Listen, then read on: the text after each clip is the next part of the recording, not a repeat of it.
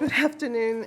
This is a GO and TNE work session on declaration of no further need, disposition of county public parking lot 43, located at 8009 Woodmont Avenue, Bethesda, Maryland. And we do have Mr. Rashdi here. Hi, how are you? Are you Mr. Tamar? Great. And Ms. McMillan has prepared a packet for us that describes the terms of this disposition. So unless Councilmember Hucker, Chair of T&E, has any opening remarks, I'll turn it over to Ms. I have none. McMillan. Excellent. So we'll turn it over to you. I'd like a copy of them. So just as a little bit of background to remind folks who might be watching, there is a property disposition law, and it requires under certain circumstances for the council to approve a declaration of no further need, which is sent by the executive and sets forth the material terms of the disposition. As a part of that, the council also has the authority to waive a fair market value transaction. That is in the property disposition law part. This particular project crosses over into the parking lot district law as well, and that's where the issue that really is the issue before you today on this disposition comes up, which is why this is a little more complicated than some of the other ones that we've had. But generally speaking, in your packet, you have the material terms for the disposition of parking lot 43 in the Bethesda parking lot district. This is a 12,500 square foot parking lot.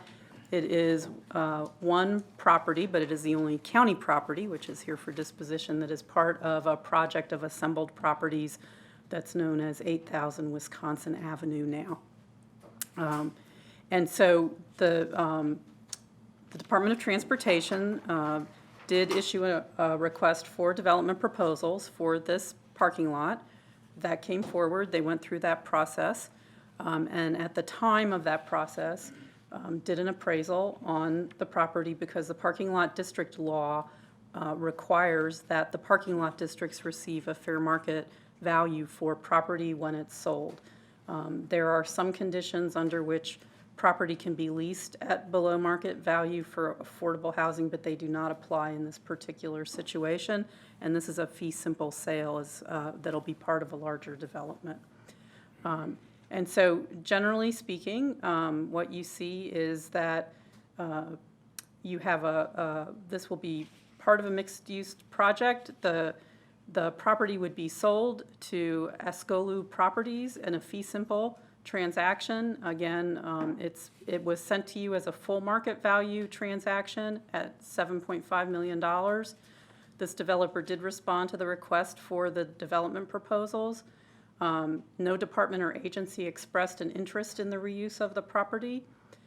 They will develop a mixed-use project, and this is under the initial terms, so some things will change slightly. This says with at least 310 residential units, and that 20% of the units would be moderately priced dwelling units affordable to households whose incomes do not exceed 65% of area median income.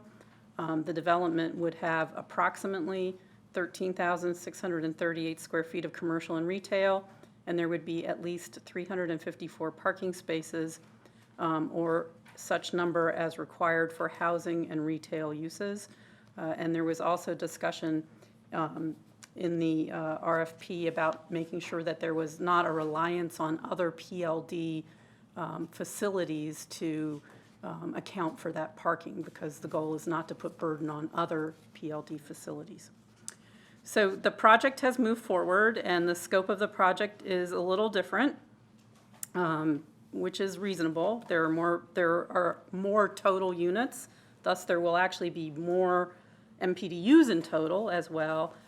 This developer is actually going to provide 25% MPDUs, which is a greater percentage than the 20% that was a part of the RFP. The RFP was put out asking for at least 20% because they wanted to be certain to be above the 12.5 or 15% that would have been sort of the normal development, but this developer is moving forward with 25%.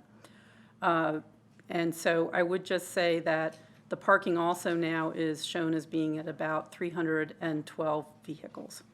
And the applicant, and I note this because this is one of the things that has changed over time, the applicant is getting, has requested benefit points because they're providing fewer than the maximum number of parking spaces, which is now one of our policies, in certain areas of the county, is to reduce parking. So there are a couple places where we have some inconsistencies. The first one is actually on the size of the parcel. The executive order that came over incorrectly stated the size of the parcel as 7,700 square feet. That actually is just an error, but I do think that that has to be corrected because that speaks to the size of the parcel. The second has to do with the parking spaces as described, and I think I will actually just let Mr. Roshdi comment on the change in the parking spaces and how they're viewing their compliance. Good afternoon. Let me start by saying in terms of our approach for developing this property was a number of things. First of all, we got our appraisal for this property at the time we advertised it, not only for fair market value, but for highest and best use of the property. And in our agreement, initial agreement, the developer agreed to pay full appraised value. The second item, which we made a requirement, and was the additional MPDUs. We required the developer provide 20% MPDU in lieu of 15%, which was the code requirement. And then finally, parking itself. We required that the developer satisfy its parking need, so there will not be a reliance on the PLD for providing parking, either for the retail or for the residential units. And the timing of course, we were proceeding forward, announced it, as the packet indicates, in 2015. However, right after that, we learned about the Bethesda master plan. So at that point, I felt that we should pause because initially, during the master planning process, they were giving higher densities to some of the properties. And this was one of the properties that I went to the planning board twice and testify and ask for 5 FAR. At the same time, my intention was that if it is changed, then we will change the price. That's why we didn't come to the council with the disposition process. And of course, the initial approach changed, and then the density did not change at that point. The parking, we just basically wanted to satisfy their parking needs. It's fairly, it is dynamic. It's not a fixed number. Even when we are building a garage, we say we want to build a garage for 1,000 space, but it may end up to be 20, 30, 40, up or down because of the other stuff that goes into the space. So our intent was to require the developer to satisfy their parking needs. It was not really 350 or 312. So in this case, my understanding is that 312, they're completely meeting their requirements for the parking. And so therefore, and also I think in safeguarding the county, we actually put in an escalator in the price because we do not settle the property until they're ready to go into construction, because the whole intent of the sale is to make the development happen. And so therefore, we put in a 3% escalator on an annual basis. And now, of course, when we send it over, we learn that, well, we have to have an updated appraisal. And the change and the numbers has changed. However, I can say that even at the current price, it is a fair market, it is a fair deal because they're providing additional MPDUs, they're providing the parking where they don't need to even provide a single parking space if they are building in Bethesda because they are within the district. So I do support the Linda's recommendation, so if you have a question for me. Well, I guess my overall question has to do, I mean, I understand that, of course, we did go through a process with the master plan, et cetera. Just, most recently, we've had so many conversations about the dire issue regarding our provision of affordable housing units. And I know the executive has expressed interest in looking at even single county-owned garage, et cetera, to be able to produce more units. And so even though we are gonna, get 25%, because this is about, of course, disposition, meaning that the county does not believe that it needs this particular site, but it doesn't seem to align very well with a lot of the conversation out there about the need for the county to secure and preserve as many opportunities with county-owned properties to provide affordable housing. So I'm just curious about that conversation, with regards to this particular county-owned. Yeah, actually, in regards to affordable housing, by the way, just to go back a little bit before even 2014, this property was advertised even 4 or 5 or 6 years before that. And that developer did not, actually JBG was the selected developer before, and they were not able to achieve their goal. So it was the second time that we advertised. And although it's not all affordable housing, keep in mind that we made a good agreement based on what we felt that was needed at the time. We asked for additional affordable housing, and keep in mind, 25% of the proceed will go to the housing fund, and so therefore it has that benefit as well. So I think in terms of affordable housing at 25% in lieu of 15%, that's a win. In terms of parking, again, that's another advantage that we have here, which we don't need to provide or even be concerned with the lack of parking for this side of the coast.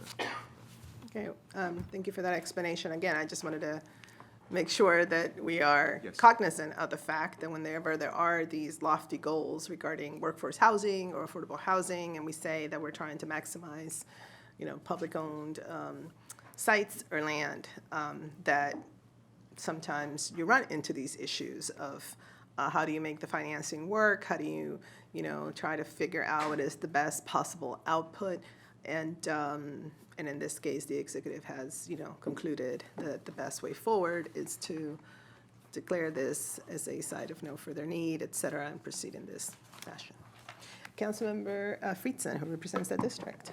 Thank you. And I'm a neighbor of the property. I think it's important for us to know what we're talking about here, just to piggyback off of the council president's points. We're talking about a surface parking lot that is serving a very limited need and the opportunity to utilize it to serve a tremendous need in housing broadly and larger than normal affordable housing. And so there's a lot to be excited about, I think, in terms of utilizing a property in order to help us get towards our goal. Again, we can't solve all of this challenge in one disposition or in one situation, but this helps us to take another notch out of it, and I think it will help us get to where we wanted to go. A couple questions that I had specifically on this. The appraisal, was that appraisal done at the 25% MPDU that we are at for this project, and the provision of 65% versus 70% of MPDU, which I understand is I part don't of think this? so. We actually get the appraisal for, as I mentioned, for highest and best use and fair market value as a, the updated appraisal as well. yes. So it's not really an apples to apples comparison, because we're getting 10% more, 33 more affordable units at a more affordable rate, 65 versus 70 of median income. Is that fair? That is correct. Actually, that's why I said that there is two parts to this. The parking that we are requiring them to provide, which is not required in Bethesda PLD, and also the additional PMPDUs. And the appraised value is purely based on highest and best use of assembled properties. Both the original assessment and the current one. Linda, did you want to say something? Well, I wanted to just say that the reason that this is highlighted is the property disposition law is very specific, that something that you classify as a full market value has to be based on an appraisal done within the last 12 months, and that was why we asked for the additional appraisal from the executive branch. And so under the structure of the law, that is what the definition of full market value is. So I think you're raising points about whether you could have discussion about that, but under the code, we have to, the council is asked to make a decision of whether they're approving a full market value or not, based on an appraisal done within the last 12 months. No, and I appreciate that, and I think I applaud you and council staff for noticing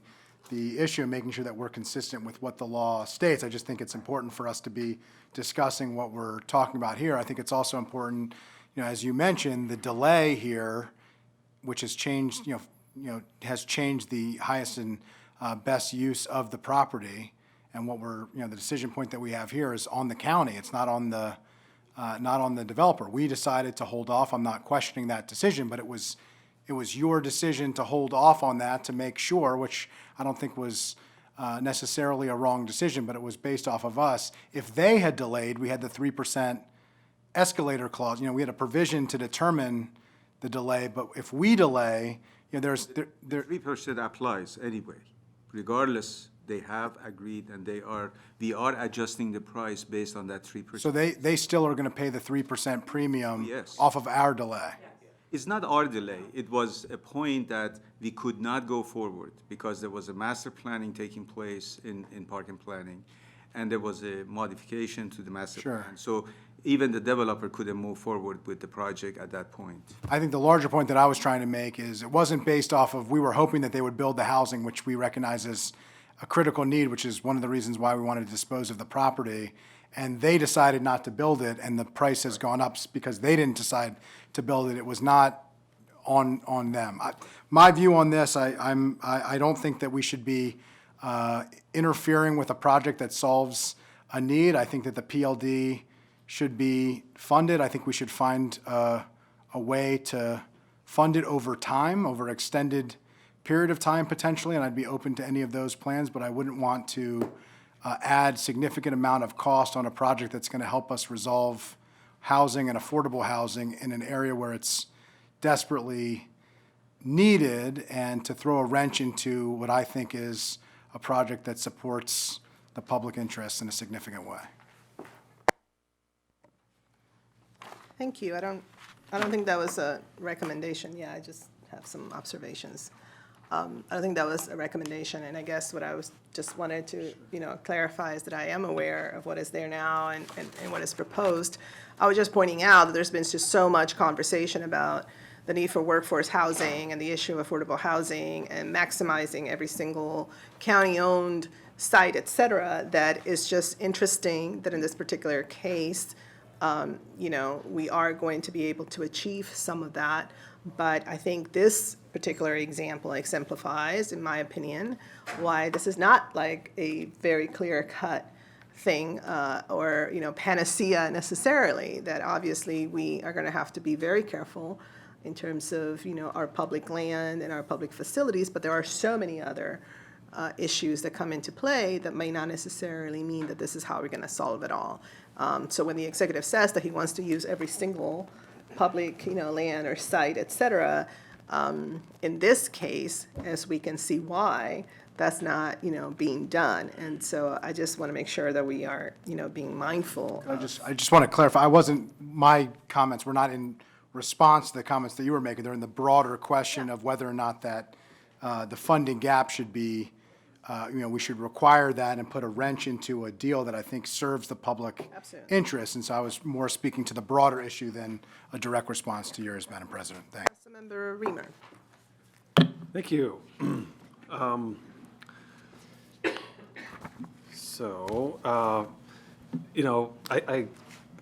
glad that you made the comments that you made, Council President, because I think it's important for us to be mindful that public property is a very rare opportunity, and we have to have very, if we're not going to use public land for more housing, there needs to be a very compelling reason for that. And I agree, to the point that the county executive has often said that all the other housing initiatives that we talk about won't do enough for lowest income residents, people at 30% AMI.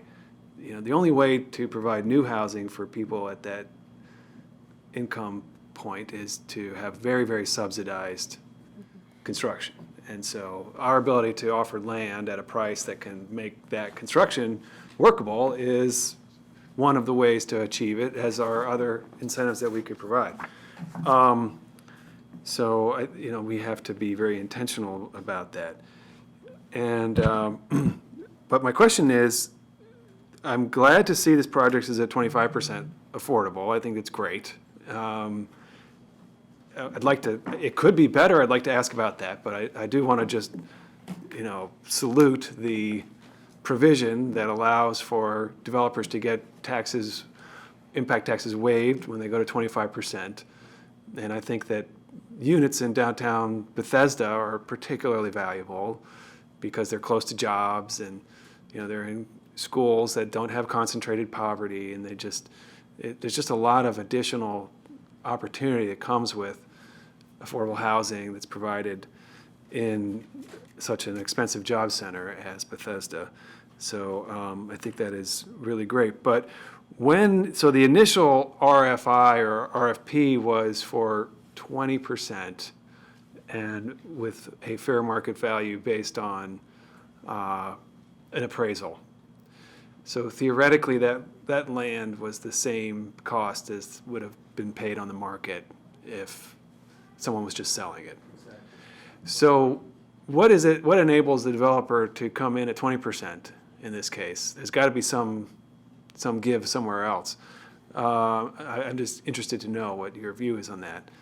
And then secondly, when they decided to go to 25%, what's the cost? What are we giving up there in terms of revenue? And did you renegotiate anything based on that?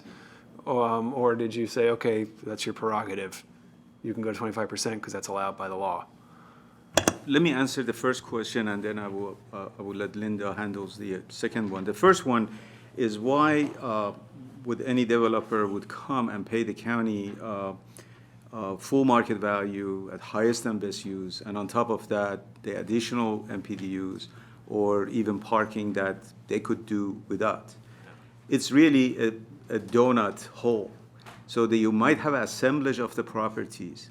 There is one very valuable piece in the middle This is an that can assemblage. make it work. That is the I key. missed that. I heard you say it, but That is the key. That's why, in this case, we didn't need parking because operating a small parking lot is not efficient. So that's why we didn't ask for any replacement parking for public, because we think their parking would be sufficient. And then there was another instance where we sold a property, a very small one, to Donahue, which they built their headquarters and 2 towers in that. And that was, again, the donut hole that was missing. And are willing to pay the premium, actually, to buy our property and do this kind of assemblage. so we're getting more than fair market value, essentially. In a sense, the Councilmember Friedman's question was fair, because if they bought this from a regular seller, they could do no parking and they could do only 15% MPDU.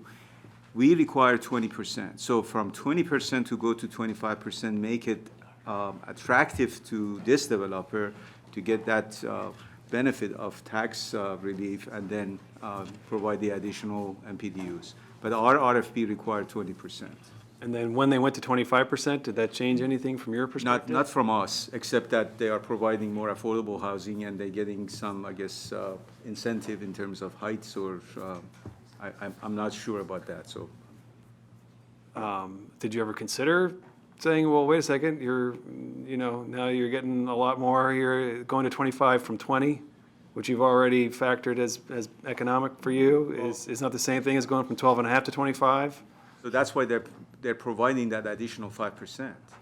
When they go that No, I know, I'm saying, but they were already at 20, 20, and now they're going to 25.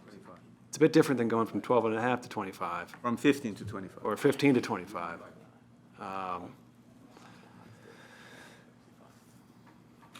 Okay, I'll pause there for now. Thank you. Councilmember Katz. Thank you very much. I think we should be clear. First off, they signed a contract with the county Yes. way back when for a $7.5 million with a 3% escalator. Yes. And so we're following that contract. It's not like we're going out and asking for new bidders at this point. So I have no problem whatsoever not asking for a new appraisal. I mean, we want every person that is buying property in Montgomery County for it to go up. I mean, that's the idea of this. So I have no problem with that part. And we're clear that it's gonna be 8 million and whatever the number is, for the actual cost. And I guess candidly, when they were able to assemble the other properties, that's when they were able to get to the 25%. This property still might have 20% of affordable on this property. I mean, but it's in the greater one where they were able to do it. So it was good business practice for us, it was good business practice for them, and we're gonna get to our 25% affordable units. I think this is a good deal, and I think, I certainly am gonna vote in favor of it. Thank you. Thank you. Councilmember Hooker. Thank you, Madam Chair. I had two questions about the parking, which have been answered. Forgive me if you've already said this, Al, but what's the mix of the anticipated housing? Studios, 1 bedroom, 2 bedroom, 3 bedroom, 4 bedroom, 5 bedroom? I do not know 1 bedroom, 2 bedroom, but I know from the packet that I didn't see it in the packet. it's actually 20,000 square feet of retail use. Right. And 400 But I mean the residential. family dwelling units, and 25% MPDU, which results in 211 MPDUs. Right. But I don't know the mix of 1 bedroom. That's what I'm 2 bedroom. asking. Yes, I do not know that.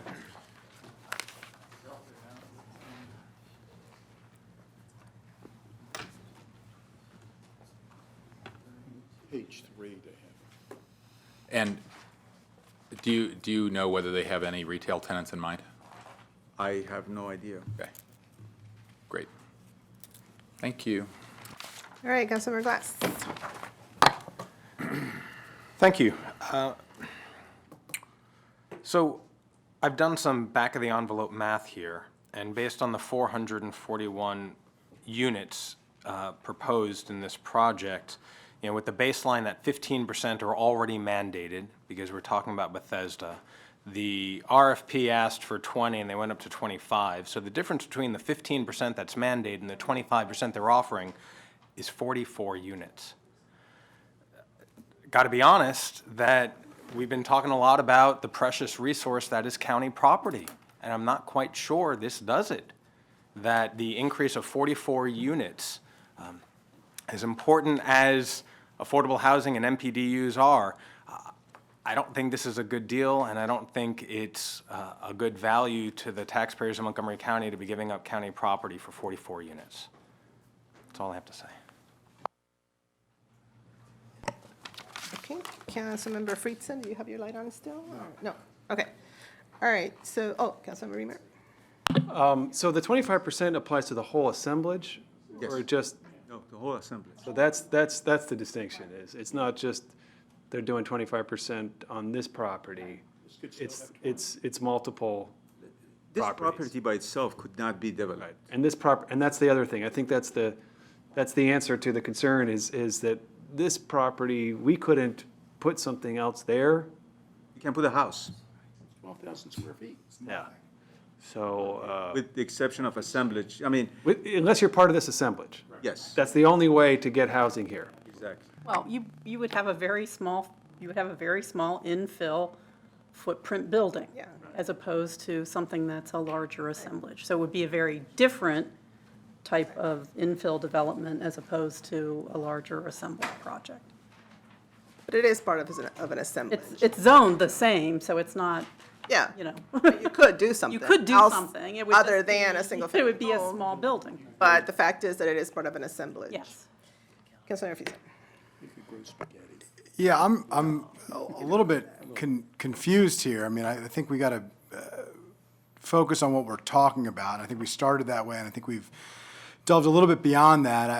I totally appreciate making sure that we're getting the best deal for our dollars and for our resources, and certainly county property is a finite resource, and we are not growing in the resources that we have at the way that we would like. But 44 units in Bethesda are hugely valuable assets, and the cost of what that would take in order to build 44 affordable units, and what that would cost in the HIF or in some other mechanism in order to build them. I find it, I think we're being a little bit dismissive of what the value of 44 additional units are. And as we've talked, I think there has been an unfortunate conversation of late talking about MPDUs. And now MPDUs do not solve deeply affordable, they're only affordable, when in case that's not accurate. MPDUs, 30 to 40% of them, of the stock that we have, are used to provide below 60%. In this case, they're capped at 65, and this is what allows our nonprofits to purchase these, the organizations that provide to folks with disabilities, like Jewish Foundation for Group Homes, et cetera. This is what allows folks to leverage federal housing vouchers that wouldn't be able to do it in Bethesda at all without subsidized MPDUs, and then we can further allow it to be deeply affordable. So we are getting 44 units in the most expensive real estate in Montgomery County. We are leveraging an extremely small parcel into a much larger assemblage to satisfy a huge priority area. I think, to me, the question at hand here is whether or not we think we ought to ask the person who signed a contract, to the point that, Council Vice President Katz made, to come back to the table because this was delayed, largely on our end. No blame going around, but it wasn't their fault. It was a decision that was made, or whether we think that the deal that was signed for the deal that we have to solve this critical issue that we have, and the 3% escalator that we have in place, is appropriate. And I think it absolutely is. This is something that we should move forward with, and any disruption to this is holding the opportunity to have housing, and a significant amount of affordable housing that we otherwise wouldn't have, replacing an underutilized parking lot that is completely cost ineffective and doesn't serve a significant public purpose. And I just hope that we don't lose the forest for the trees and get caught up in the details and lose the big picture here. I'm all for details. I'm all for making sure we get the best deal. 44 units that we otherwise wouldn't have that are affordable, not to mention more than 300 units that we otherwise wouldn't have when we desperately need both in the most desirable area and the most expensive area in the county, is a good deal, and I think we should abide by the deal that we had in place, and we should move forward. Let me make one correction, sir. The total number of MPDUs is 111, is not 44. 44 is the addition. The delta. The delta. I was just speaking about, I think he was saying the difference between what we would have had if this was a private sector development and what we have on the delta is 44. I agree with you. 111 is a huge number of MPDUs. More than twice of any other property. And I tell you what. But even 44 at an average of $500,000, Yeah, I'm going to do a one-bedroom time unit. check because the GO committee and the TNE committee have another I committee. just want to say I'm that. pretty good at counting votes. I don't think that what I'm hearing is that people are against this. The reason why we passed this disposition, property disposition law, was specifically so the council could have an opportunity to look at details and to make a decision that was in the best interest of taxpayers, precisely because we don't have a lot of public land and public sites available. And so this is what we're supposed to be doing. We're supposed to ask questions. It is a new administration, it is a new day, it's a new council.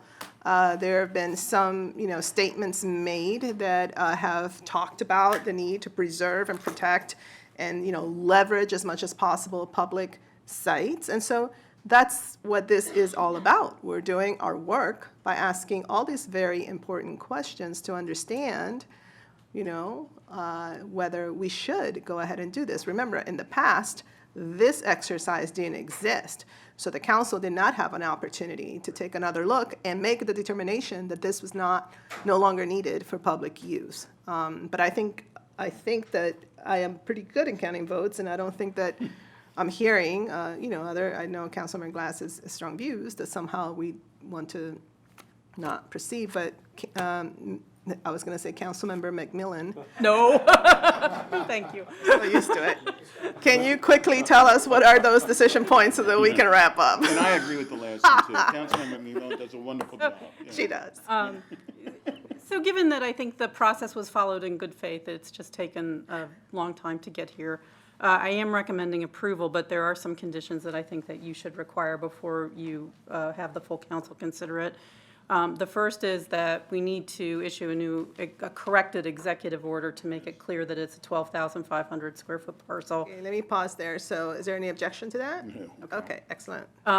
And then if it's acceptable, which it sounds like it is, to have fewer than the 354 spaces, since we're correcting the executive order anyway, I think we should amend the language to be clear that there wasn't an expectation for 354 spaces. Any objection? Nope.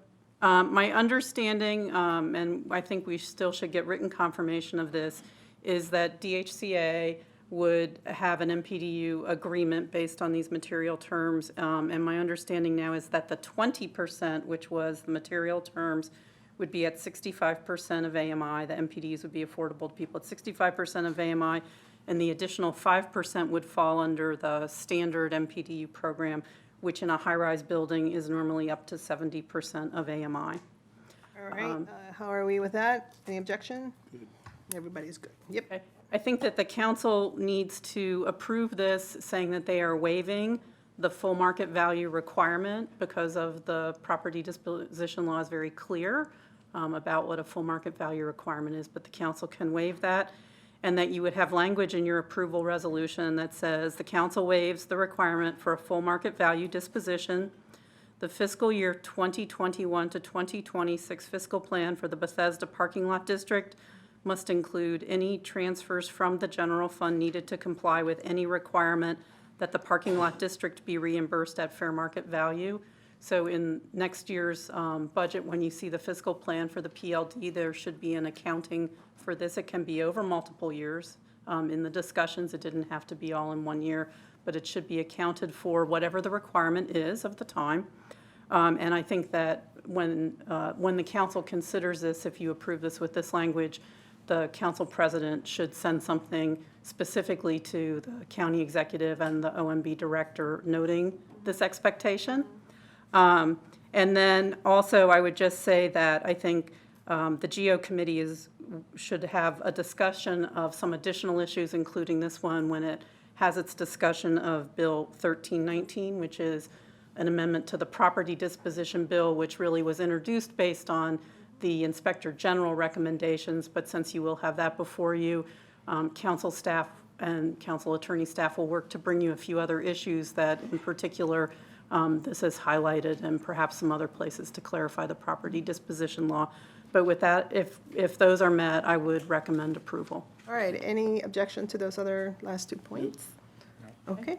And then I did just note for you, but it's also been said that the executive is intending to make the transfer to the Housing Initiative Fund, which then will also assist with affordable housing. Excellent, that's wonderful. All right, so I think without objection, we will incorporate those conditions and make a recommendation for no further need. Is that okay? I'm looking.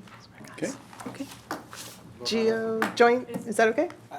We have another shot at this in full council, yeah, right? Vote ahead. So am I Yep. All right, so unanimous on that for council, or? that's what I'm trying to assess. Is it unanimous?